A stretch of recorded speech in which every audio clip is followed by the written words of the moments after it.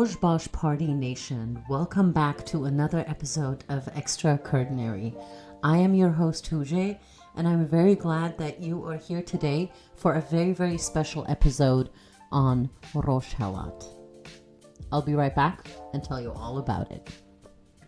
There is a part of Kurdistan that we do not talk about enough, and I want to begin by including myself in this sentence. The reason why I missed last week's episode is because I wanted to open my platform up to amplify the voices of our Kurds in eastern Kurdistan. And when I say Kurdistan, I'm not talking about a country with internationally recognized borders. I'm talking about a homeland that stretches across what are now parts of Turkey, Iraq, Syria, and Iran. Over a century ago, these borders divided Kurdish communities between 4 different states, but they didn't erase our shared language, culture, and our identity. Let me backtrack. A few weeks ago, I was invited to join virtually an incredible collective of Kurdish women. And we all came together because we felt the same kind of urgency, which was the voices of Rojhelat need to be heard.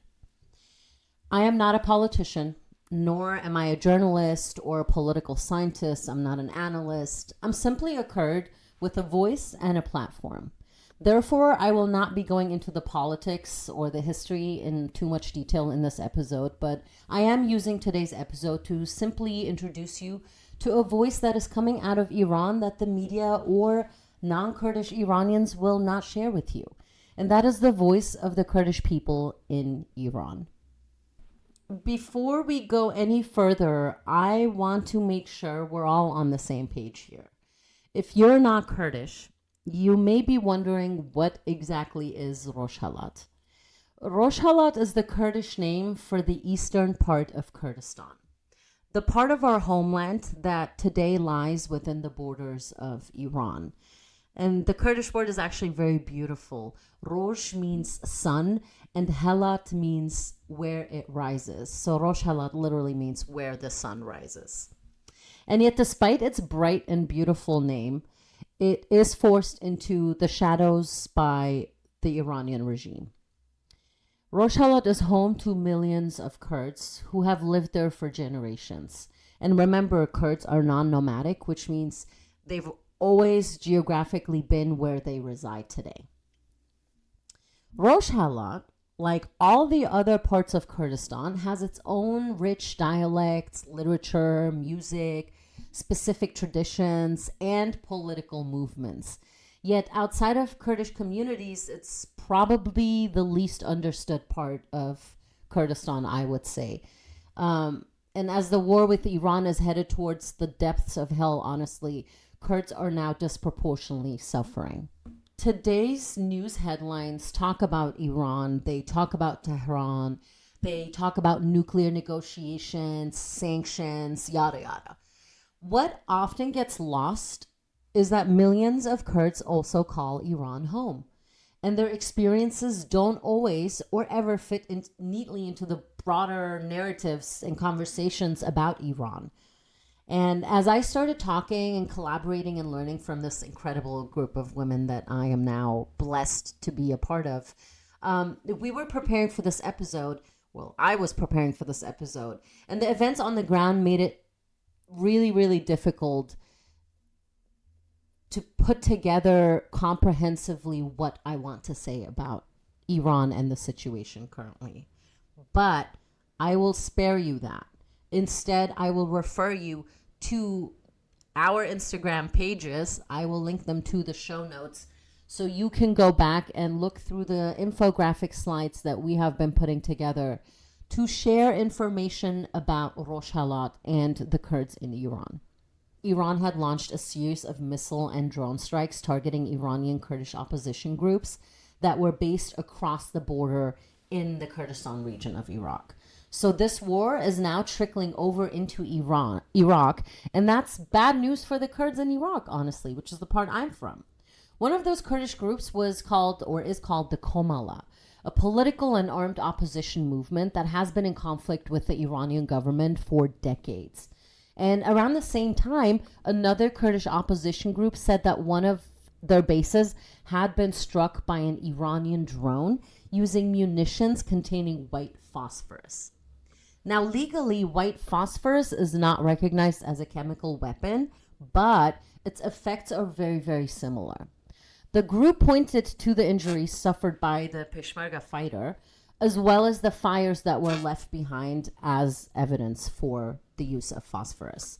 Those reports have yet to be verified by independent organizations and sources. But with that said, this is a layer that I think is important to acknowledge.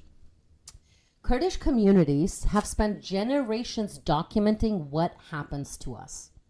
Yet our testimony alone is often treated as insufficient for some reason. You know, again and again, we find ourselves waiting for international organizations, foreign governments, or major news outlets to confirm what local people have already been saying. That doesn't mean every claim should go unquestioned. Obviously, facts matter. But I do think that it's worth asking why Kurdish voices so often have to wait for someone else to validate what they're actually saying and going through.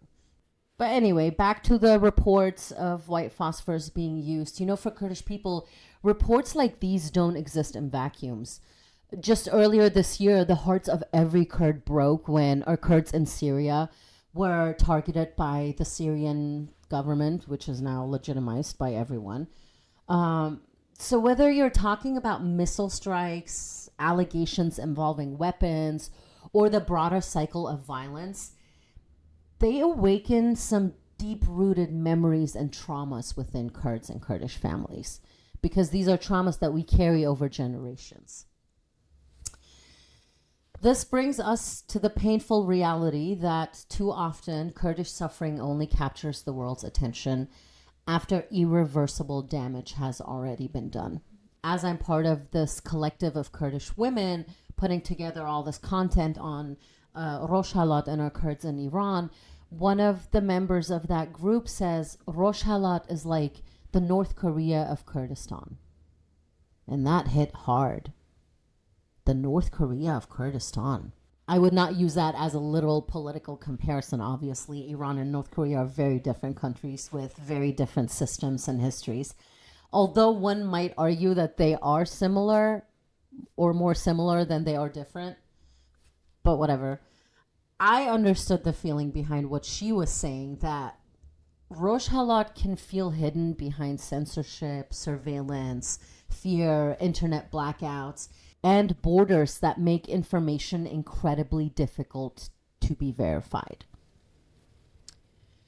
Rojhelat is part of our homeland, but even many Kurds in the diaspora struggle to see clearly what is happening in Rojhelat. And during war, that darkness becomes even more dangerous. So today, I want to talk about Rojhelat. Not as a by the way to what's happening in Iran, not merely as a possible military front, not simply as a place where, you know, foreign powers may find useful Kurdish fighters. I want to talk about Rojhelat as a homeland, as a political center, as a birthplace of resistance, of ideas that have traveled around the world, you know, and most importantly, as the homeland of millions of Kurdish people whose rights should matter whether or not they are useful to Washington, Israel, Tehran, or anyone else for that matter. Before we go any further, though, let me make the situation clear, because there are several conflicts happening and unfolding at the same time. As I'm recording this episode, Iran is facing at least 3 overlapping crises. The first one, there's obviously the external war involving Iran, Iranian proxies, the United States, and Israel. Then there's an internal campaign of repression against protesters, political dissidents, journalists, women, labor organizers, and ethnic and religious minorities. And then there's a distinct Kurdish security crisis that stretches across Rojhelat and into the autonomous region of Kurdistan in Iraq. And these crises are connected. They are not interchangeable, External military attacks are not the same thing as domestic opposition. An Iranian Kurdish political party is not the same thing as an ordinary Kurdish civilian. An armed fighter is not the same thing as a teacher, a student, or an environmental activist, or a prisoner's mother. But the Iranian state has repeatedly blurred those distinctions, continues to do so. So to understand why the Iranian government views Kurdish political organizations as such a deep threat, we have to go back in time. And I don't want to do the whole history thing, but we have to go back in time. Not just to the current war, not just to the Woman Life Freedom uprising that took place a few years ago in Iran, which was led by the Kurds, by the way, but I bet you didn't know that because Kurdish narrative and the truth is always hijacked. Kurdish political resistance in Iran has a long history. One of its most important symbols is the Republic of Mohabbad, which was established in 1946 by Qazi Muhammad, the first and only official Kurdish republic that was ever created. It lasted less than a year, 11 months. But during that brief period, Mohabbad became a center of Kurdish political organization, a center for Kurdish education, publishing, self-governance. So when Iranian forces retook the territory, obviously, they executed Qazi Muhammad, one of our founding fathers. And while the republic disappeared as a political entity from Iran's map, it remained alive as a Kurdish memory, and today almost every child across Kurdistan can recite the words of Qazi Muhammad. And if you've ever seen or heard the sign 2 + 2 is 1, then that's from a resistance speech or poem written by Qazi Muhammad before he was executed, where he reminds every Kurd that no matter how divided Kurdistan may be, we will always be one nation. So in 1979, when the Shah had fallen and people across Iran were reimagining what replacing the monarchy might look like, for many Kurds, the revolution created a hope that a new political system might recognize Kurdish language, political aspirations, participation, and some form of meaningful autonomy for the Kurds. But they did not want to replace one centralized authoritarian regime with another. When Ayatollah Khomeini held the referendum establishing the Islamic Republic in Iran, major Kurdish political forces joined together and they boycotted it. Kurdish leaders were demanding a secular and democratic political system with meaningful decentralization and recognition of ethnic rights. Iran is ethnically very diverse. But Tehran saw those demands as a challenge to the authority of the new Islamic State. And by August 1979, Khomeini issued a declaration of jihad against the Kurds, and government forces launched major operations in Kurdish areas, cracking down on Kurds heavily. This matters because it tells us that the conflict between the Islamic Republic and Kurdish political organizations is absolutely not new. Kurds did not suddenly become a security threat because of Israel. Trump did not provide them with weapons to fight against the Iranian regime either. And they most definitely did not become politically conscious because of the United States.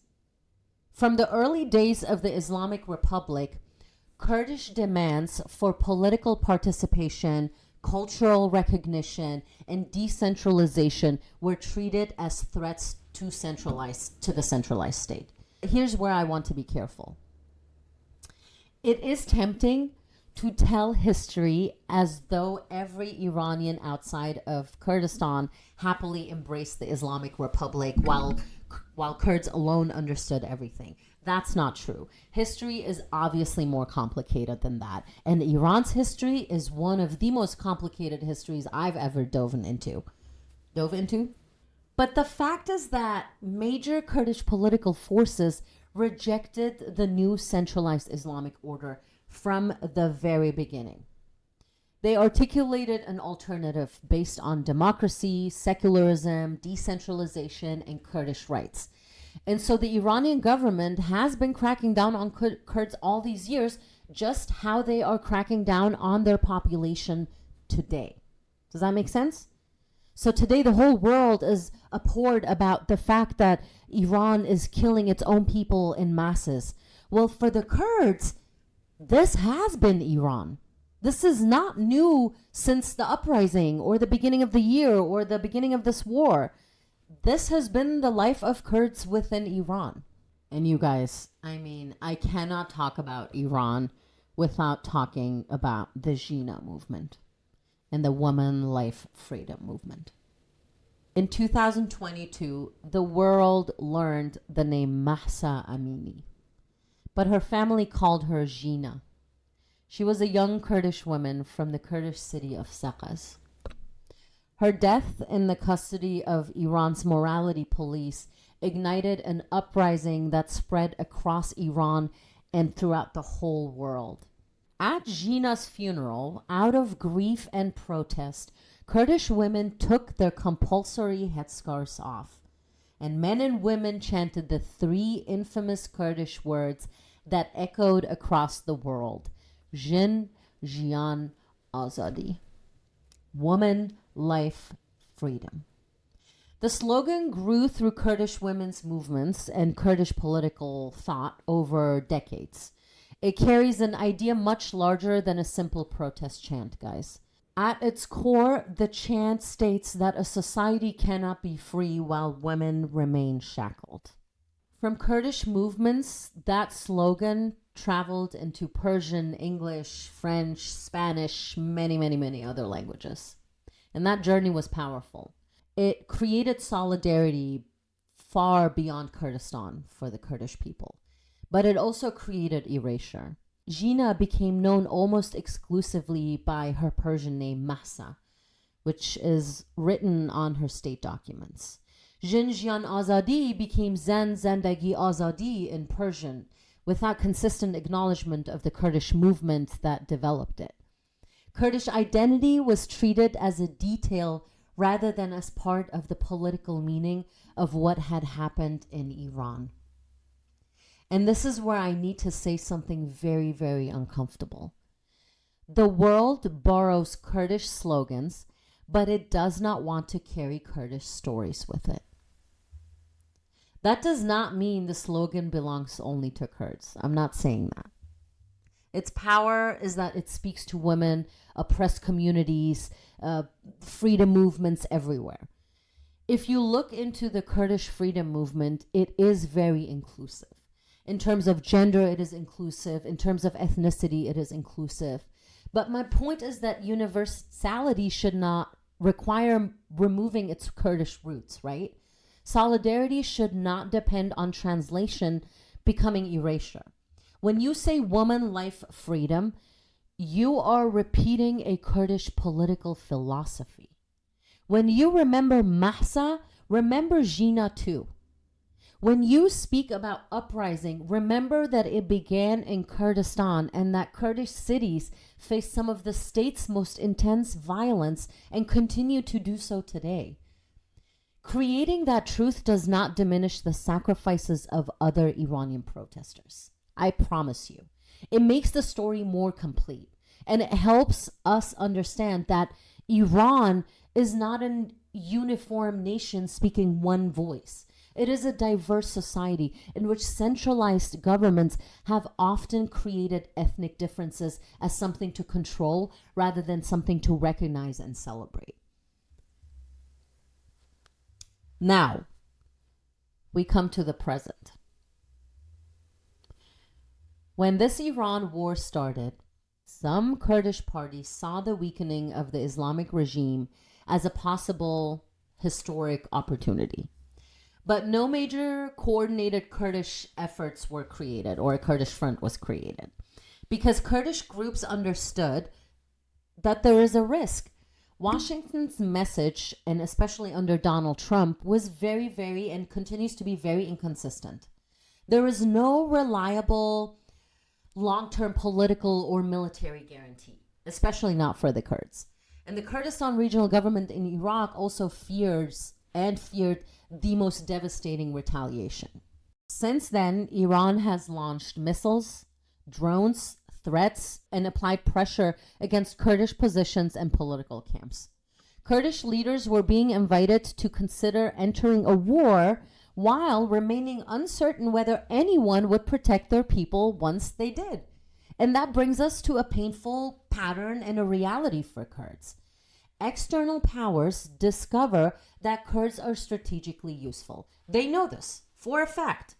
Washington knows this very well. Kurdish groups become more visible when the West is in a dire situation in the Middle East and has no proper foreign policy path forward. So they direct their attention to the Kurds. Maybe the Kurds can play a role here. But that is visibility that makes Kurds a target. And Kurdish communities are left to absorb the consequences of these wars. And we have seen versions of this in the past. Kurds become indispensable when someone needs fighters. Then, inconvenient when those same Kurds ask for political rights, for protection, for self-determination. And here's a reality check. Kurdish lives are not a leverage. Kurdish political rights are not a bargaining chip. They're not. And the people of Rojhelat should not have to become useful to Washington or Israel or anyone else for that matter before the world considers that their freedom is important, that their voice needs to be heard. And I get it. I get it, guys. Stateless peoples do not operate in a perfect world. And Kurdish leadership has had to make strategic decisions, and very difficult ones in the past. But here's another reality check. Kurds are left living beside the governments they are encouraged to confront. A foreign official can change policy from an office thousands of miles away here in Washington, D.C. A Kurdish family sitting in Mahabad, Sineh, Erbil, Suleimani must live with the retaliation. And that is why any discussion about Kurdish participation must include one important question. Who protects Kurdish civilians when the strategy changes? In either case, neither Washington nor Israel have been able to suspend Iran's system of executions.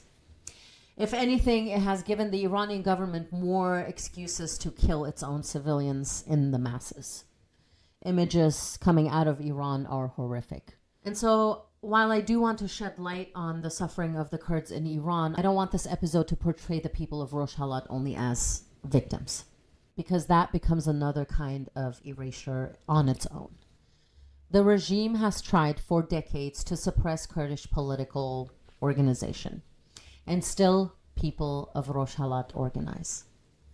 Teachers continue advocating for language rights. Women continue resisting patriarchal and state control. Workers continue to strike. Students continue to protest. Environmental activists continue to defend their land and their water. Families of protesters refuse to disappear quietly. People of Rojhelat continue to preserve Kurdish names, Kurdish music, Kurdish literature, Kurdish memory. And the strength of Rojhelat is not that Kurds are somehow born incapable of fear. That kind of language may sound heroic, but it can also be dehumanizing, because courage does not mean the absence of fear. It means people continue despite the fear. Kurds are not mythical warriors who exist only to resist, as much as we may come across like that. Kurds are human beings who want ordinary lives. They want to speak their language. They want to raise their children in peace. They want to work in dignity. They want to love freely. They want to return home safely. They want to live without being treated as a potential threat.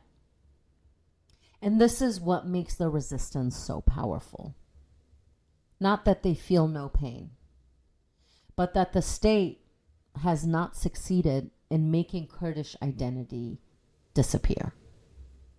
Regardless of how many jihads and Anfal campaigns against Kurds come and go, Kurds cannot be erased. Now I want to turn to a question that frustrates me deeply. Why do Western governments, think tanks, and media organizations repeatedly treat Kurds as secondary to the story, even when Kurds are central to what is happening? Part of the problem is what I would call a state capital lens. Foreign policy institutions look first at Tehran, Ankara, Damascus, Baghdad. They study presidents, they look at generals, ministries, trade corridors, and diplomatic deals. Communities on the periphery appear mainly when they disrupt the plans of the center. Kurds are discussed as a security issue, a border complication, a militia, a proxy, a counterterrorism partner, right? In the fight against ISIS, for example. A potential rebellion, a problem that needs to be managed. But rarely as a political community with their own histories, institutions, and democratic demands.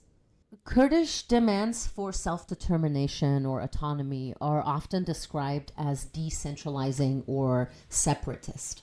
And this is why analysts can spend hours discussing Iran's opposition without meaningfully including Kurdish political movements, or the Kurds writ large. It is why a Kurdish woman and a Kurdish slogan can ignite a national uprising, but the Kurdish original story and the origin is deleted from the analysis immediately. This is why Kurds become visible when they are fighting ISIS or potentially fighting Iran, and invisible when they ask what political future comes afterwards. True regional stability cannot be created only through deals among central governments. It's not going to work. I'm telling you now, I'm not even a political scientist. Neither is the trade corridor stability when the communities beneath it remain oppressed. Right? A ceasefire is not a ceasefire when bombings continue and executions are persistent. A strong central government is not automatically a legitimate government. And a community demanding decentralization is not automatically a separatist. Got it? Good. Sometimes the demand for order is simply the language powerful institutions use when they want marginalized people to accept their place. Sadly, but that's the truth. It does not mean Kurdish political parties are beyond criticism. Absolutely not. It means Kurdish voices must be present when decisions about Kurdish lives are being made. Not as fighters waiting outside the room as security guards, but at the table.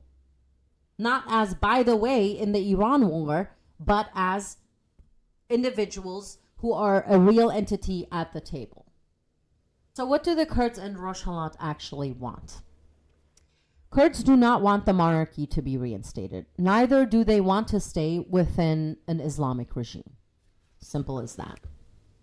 If Iran should ever enter a phase of regime change, then the unanimous Kurdish goal and big ask here is the right to self-determination.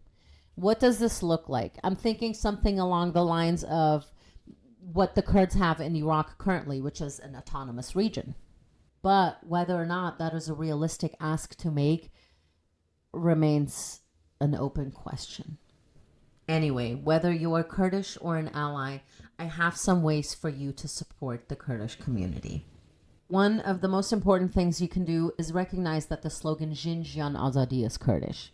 So whenever you hear the words woman, life, freedom, remember that it comes from a deep, deep Kurdish philosophy rooted in the concepts of freedom for all.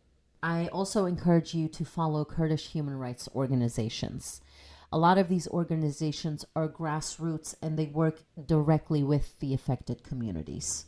I also encourage you to ask questions before repeating claims. Especially if you have Kurdish friends, confirm if what you read or heard on the news is true. They will often be able to provide you with more context or flag the nuance or the caveats here.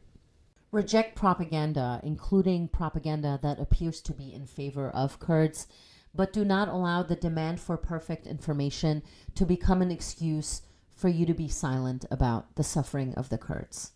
Write to your representatives, whether you live in the United States, Canada, or Europe. If you are a citizen, utilize that privilege and be a part of the democracy that you live in. Inform your local officials of the situation of the Kurds and how important it is that we support communities in need. And remain curious. Ask yourself why Kurdish communities remain strategically important but politically expendable. Ask why Kurds are always welcome as fighters but ignored as political actors. Some other ways to support the Kurdish community is by listening to Kurdish music, following Kurdish influencers and creatives on social media, and most importantly, make a new Kurdish friend. You can start with me right here by following Extraordinary the podcast, and also follow me on Instagram at My Kurdinary Life.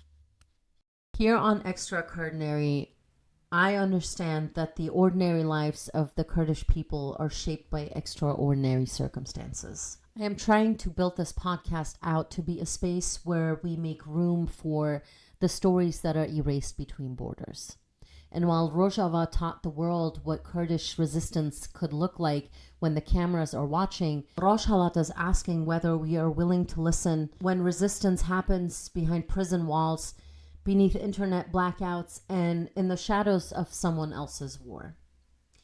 We often say Kurdistan is 4 parts and 1 heart. Never are those words more true than when one part of Kurdistan is bleeding. This is Extraordinary, the podcast.